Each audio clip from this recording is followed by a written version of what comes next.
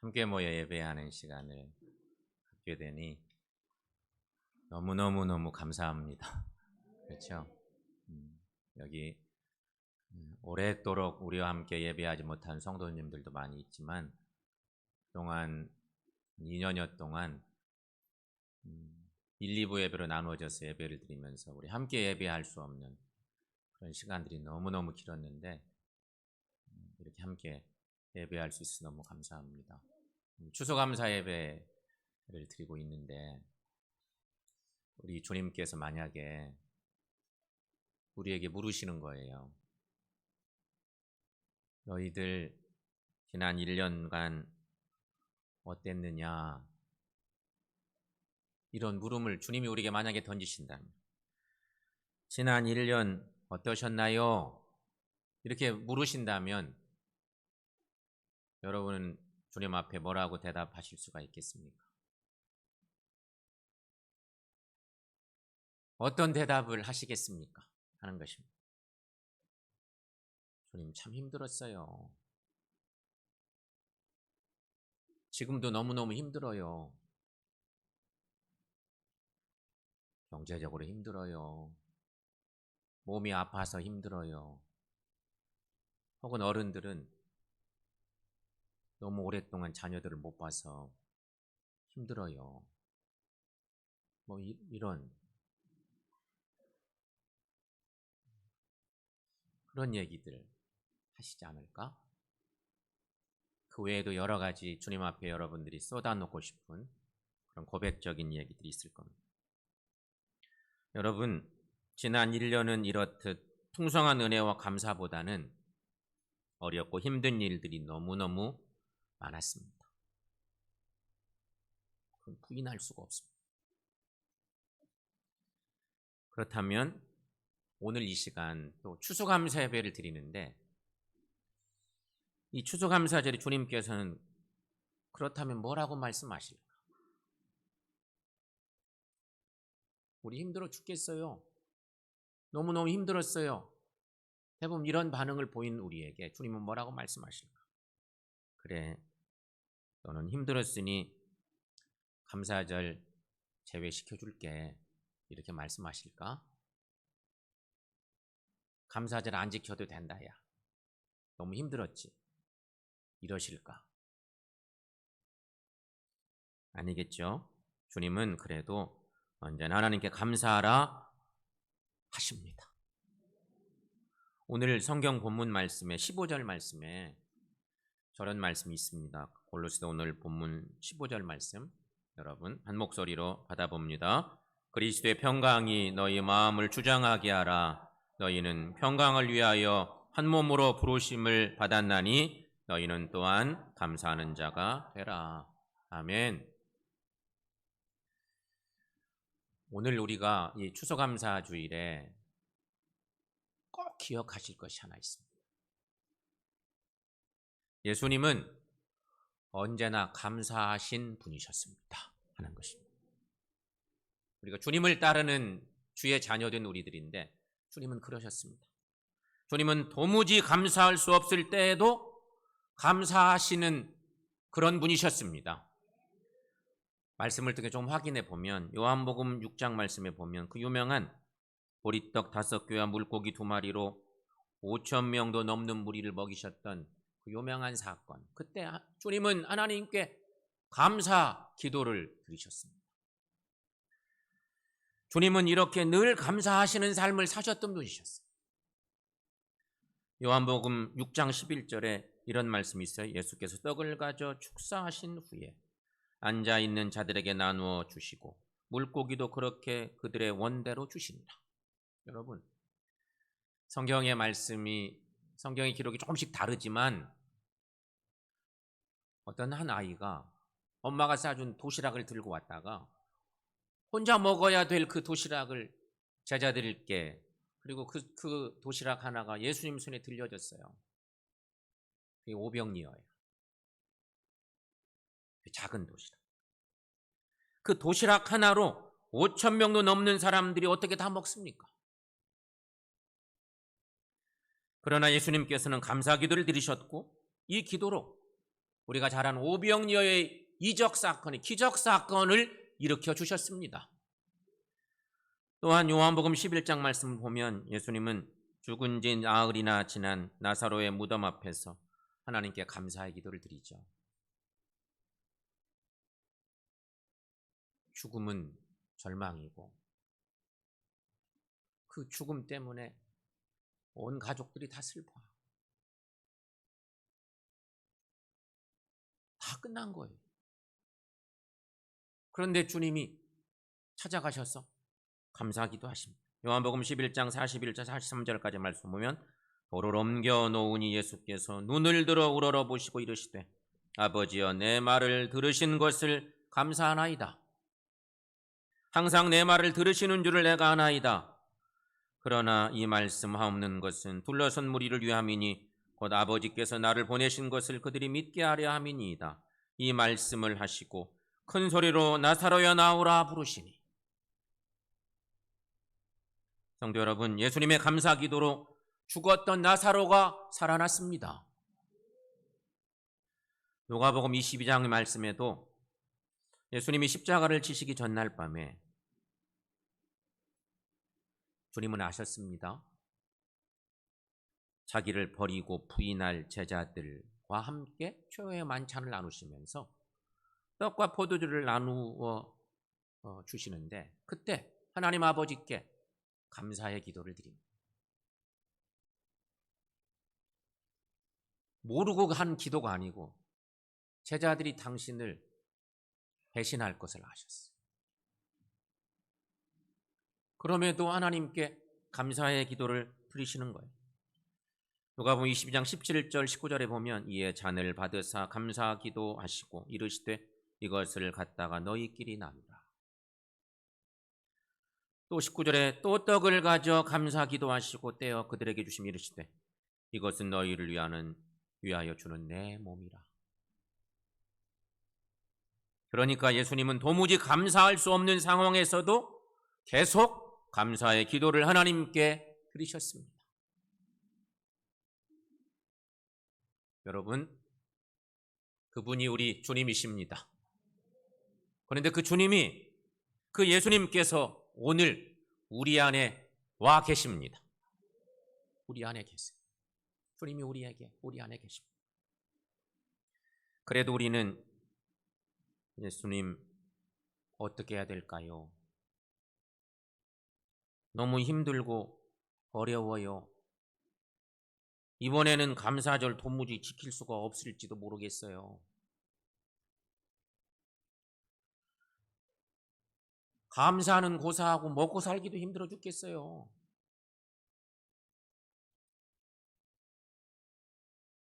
이렇게 우리가 말할 수도 있다는 거죠. 하지만 지금 아무리 힘들고 어려워도 주님은 말씀하십니다. 그래도 언제나 감사해라. 이렇게 말씀하십니다.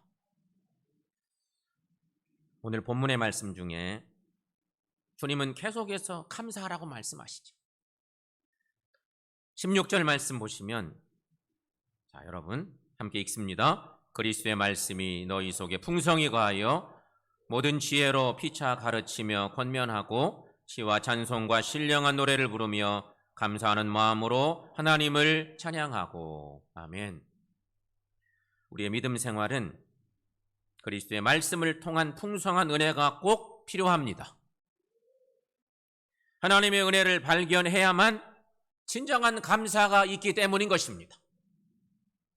그러므로 여러분, 풍성한 은혜 그리고 감사, 이것이 바로 풍성한 성도의 삶임을 믿습니다. 17절은 또 이렇게 말씀합니다. 또 무엇을 하든지 말에나 일에나 다 주 예수의 이름으로 하고 그를 힘입어 하나님 아버지께 감사하라. 이렇게 말씀해 주십니다. 여러분, 지난 세월이 힘들고 어렵고 눈물 나는 일이 있었어도 그럼에도 불구하고 감사하는 사람이 구원받은 사람입니다. 진실로 감사하는 사람이 예수의 사람들이라는 것입니다. 데살로니가전서 5장 18절에 주님은 말씀하셨습니다. 범사에 감사하라. 이것이 그리스도 예수 안에서 너희를 향하신 하나님의 뜻이니라. 우리가 정말 예수 안에 있다면 모든 일에 감사가 됩니다. 범사에 감사하는 삶 살아가는 우리 모두 되시기를 축원합니다. 사랑하는 여러분, 우리는 다 하나님의 자녀들입니다. 그렇게 믿으십니까? 하나님의 자녀들입니다. 그렇다면 하나님의 자녀된 것을 얼마나 감사하고 있습니까? 우리를 향해서 내 신앙의 깊은 중심을 향해서 물어볼 필요가 있습니다. 얼마나 감사하고 있는지. 혹시 무덤덤하지는 않습니까? 하나님의 자녀 되는 거 무덤덤하지요. 꼭 그러진 않느냐 이거. 어떤 성도는 예수는 믿었지만, 예수는 믿고 살지만 별로 복음 못 받은 것 같습니다. 이렇게 말하는 사람들도 있습니다. 나 예수의 사람인 건 확신하는데 인간적으로 복은 못 받은 것 같아요. 이렇게 표현하는 것이죠. 성도 여러분, 여러분은 구원의 감격으로 살고 있습니까? 정말 구원을 주신 하나님의 은혜에 감사하며 살고 있는지. 사실은요, 구원의 은혜가 최고의 복임을 믿으시기를 축원합니다. 어메이징 그레이스로 유명한 그 작사가, 나 같은 죄인 살리신 그 찬송을 작사한 존 뉴튼 목사님이 있습니다. 이 사람이 목사가 되어서 이런 기가 막힌 은혜의 찬양을 지어서 온 세상 사람들에게 감동을 준 찬양을 작사해서 유명하지만 원래 이 사람은 문제의 사람이었어요. 이 목사님이 자신의 묘비에 이렇게 적어달라는 유언을 남겼는데, 묘비에 기록하는 내용은 한때 이교도였고 탕자였고 아프리카 노예상이었던 존 뉴튼은 예수님의 풍성한 국률로 용서받고 변화되어 마침내 성직자가 되었다. 그래서 자신이 그토록 오랫동안 부인했던 바로 그 믿음을 전파하며 버킹엄에서 16년, 올리교회에서 27년간을 섬겼다. 이렇게 묘비에 적어달라고 한 것입니다. 분명한 건 여러분, 존 뉴튼 목사는 평생 구원받은 은혜에 감격하며 살았다는 것입니다.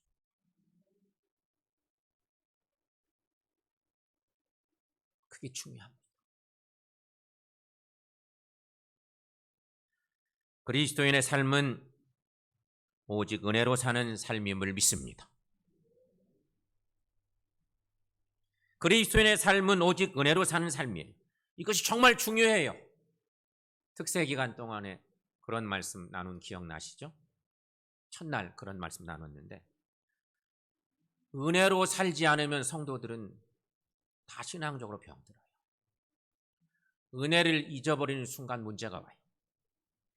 정말 중요한 건 은혜로 사는 삶인데, 그래야 신앙생활이 건강하기 때문인 것입니다. 그런데 은혜가 주어져도 감사가 없으면 은혜가 되질 않습니다. 우리는 은혜 받았습니다, 은혜 받았습니다 이렇게 자주 말하며 살아요. 말씀 들을 때 혹은 다른 사람이 간증하는 간증을 들으면서 혹은 고백적인 얘기를 들으면서 은혜가 됐다고, 정말 은혜 받았다고 이렇게 말하곤 하지요. 그런데 여러분, 우리는 이런 은혜를 유지하지 못하고 자꾸만 까먹을 때가 많아요. 그걸 쫙 밀고 가면 좋겠는데 다 잊어버리는 거예요. 여러분 기억하십시다. 하나님께서 은혜를 적게 주셔서 문제가 되는 것은 절대 아니에요. 진짜 문제는 주신 은혜를 잘 간직하고 관리하지 못했기 때문인 것이에요. 그러므로 여러분, 은혜를 받으셨다면 이것을 잘 관리하시라는 거예요. 은혜를 잘 관리하려면 주신 은혜에 늘 감사하며 사는 것이에요. 신앙의 비결이에요. 그러면 은혜가 계속해서 은혜가 되는 역사가 일어나는 것입니다. 하지만 사람들은 하나님의 큰 은혜를 받고도 대부분 당연시하며 삽니다. 생각하면 그것이 놀라운 은혜였는데 그걸 모르고 그런 것쯤은 당연히 주시는 거죠 뭐 이러면서 사는 경향이 많다는 것입니다. 생각해 보시면 여러분, 숨쉬고 사는 것이 당연합니까?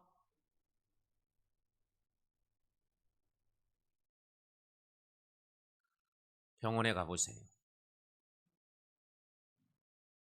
자가호흡을 잊어버려서 호흡기에 의지해서 생명을 연장시키고 있는 사람들을 많이 보죠. 중환자실에 가보면 너무너무 안타까운 사람들이 너무 많은 거예요.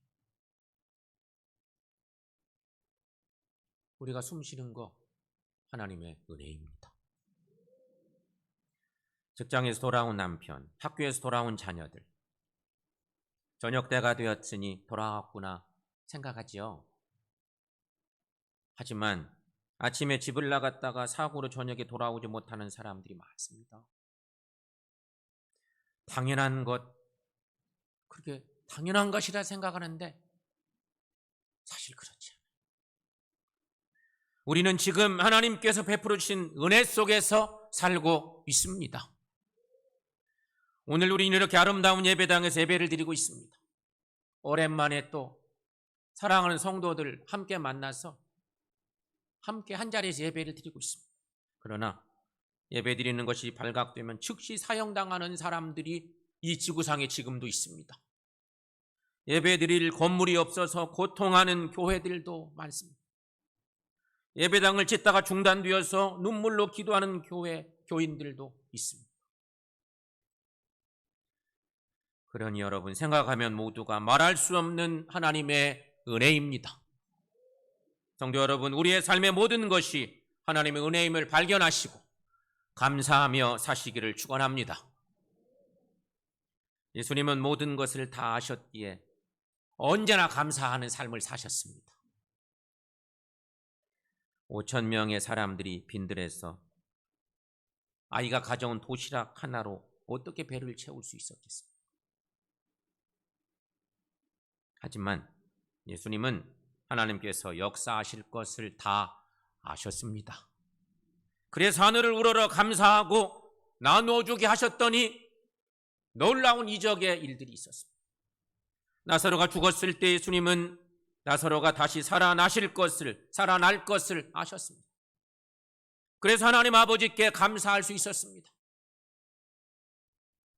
그러나 우리는 예수님처럼 하나님의 모든 것을 다 알지 못합니다. 우리는 그런 존재죠.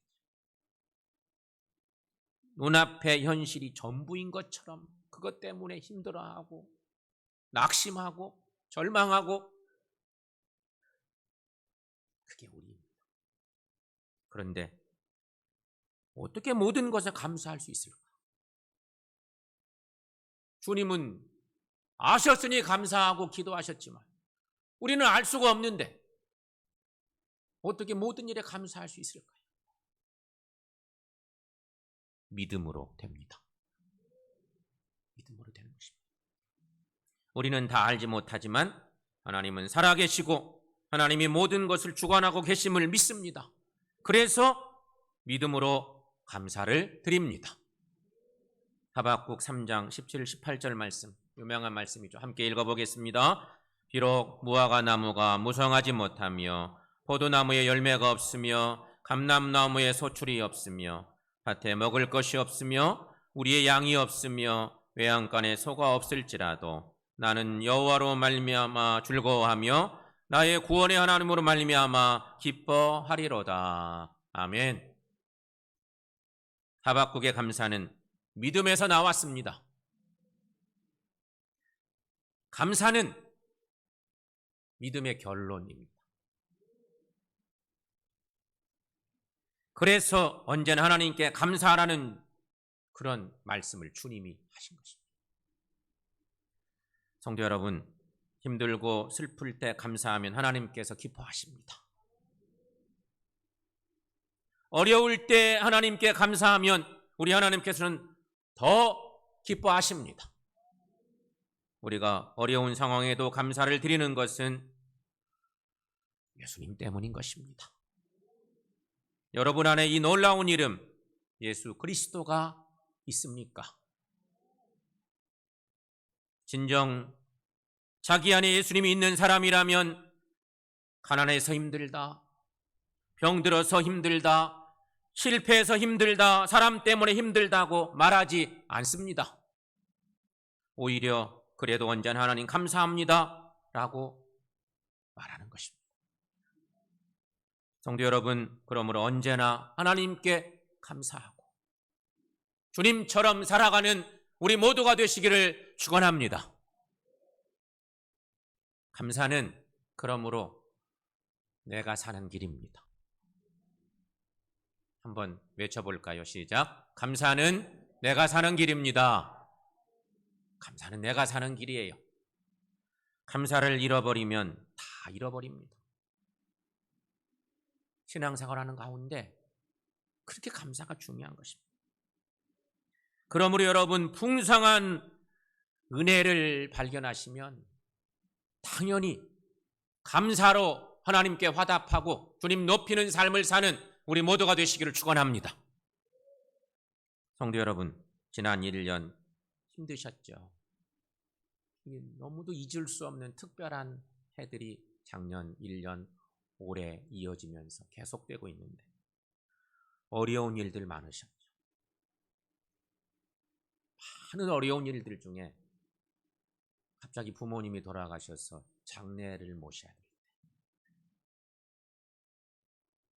장례가 너무 힘들어. 갑자기 몸이 아파서 병원에 입원해야 되는데 병원에 입원하는 일도 힘들고 입원한 뒤에 가족들과의 만남이 너무너무 힘들어. 만날 수가 없어. 뿐만 아니라 결혼식도 너무너무 힘든 일이었어요. 축하받아야 될 결혼식에 얼굴들을 볼 수가 없는 그런 힘든 시간들을 보냈습니다. 하지만 여러분, 어려운 중에도 나에게 베풀어 주신 풍성한 은혜를 확인하며 사십시다. 이제 앞으로 할 일이 그런 것입니다. 어떤 어려운 중에도 나에게 베풀어 주신 하나님의 풍성한 은혜가 있음을 확인하며 사는 우리 모두가 되시기를 축원합니다. 그리고 그 은혜에 잊지 않고 감사하는 삶을 사는 것이 그게 우리에게 필요해요. 하나님의 은혜에 온전히 감사를 드리십시다. 오늘 주님이 우리에게 전해주시는 삶의 영적 삶의 원리, 이 추수감사 예배를 드리면서 우리 하나님의 은혜가 생각해 보니 너무너무 풍성한 거예요. 때마다 일마다 주의 은혜가 아닌 것이 없었어요. 그 은혜가 확인되는 순간, 그 은혜가 우리 마음속에 감동으로 오는 순간 어떤 모양으로든지 하나님께 감사하고 그래서 그 귀한 주의 은혜를 잊지 않고 살고 주님 높이고 주의 은혜 가운데 더 풍성한 주의 자녀된 믿음의 삶 살아가는 우리 모두가 되시기를 축원합니다.